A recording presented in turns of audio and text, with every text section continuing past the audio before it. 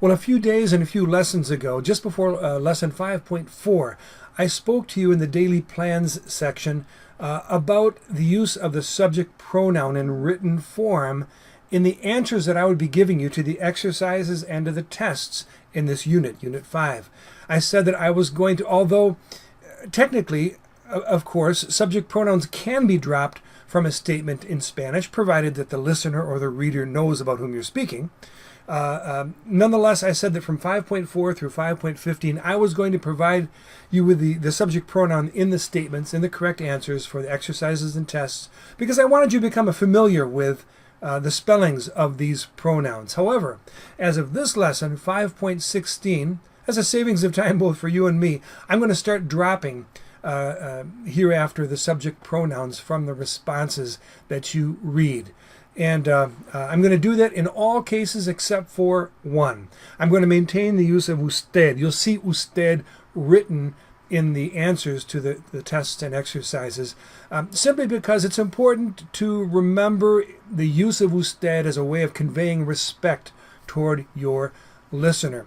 When you're in an actual conversation, or when you're actually in a written correspondence with a person to whom you're speaking respectfully because of they're an elder, because you don't know them very well, or you're close to them, because they're in a position of authority over you, you will use usted from the beginning of the conversation, but thereafter you may go 3-4 sentences where you drop the usted and simply conjugate the verb according to the subject usted.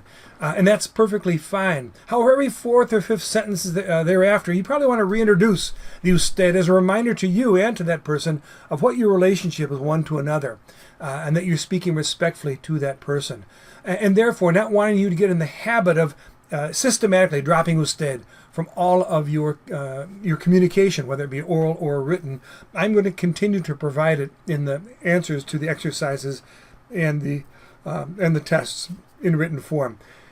Know that whether it be usted or yo or tú or él or ella, if you provide the subject pronoun in your statements, even though my responses, the correct answers that you read in the ULET lessons for the exercises and the test, even if I don't provide the subject pronoun and you choose to do so, it's not a mistake on your part.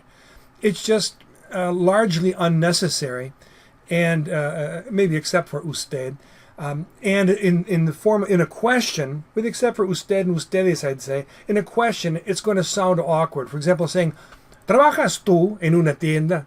Trabajas tú just simply sounds a little awkward. It's not necessary to say tú. Okay? So if you provide the subject pronoun, and I don't in my answers, it's not wrong on your part.